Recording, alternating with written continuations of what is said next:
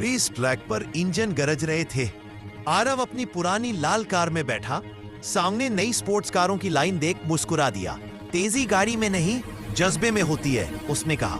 Race शुरू हुई, धूल उड़ी, गाड़ियों ने झटका मारा। आरव आखिरी में था, लेकिन हर मोड़ पर उसने एक एक कार पछाड़ी। आखिरी लैप में बारिश शुरू हुई, ट्रैक फिसलन भरा, सबकी कारें स्लिप हुई, पर आरव ने स्टीयरिंग संभाला और फिनिश लाइन पार कर ली।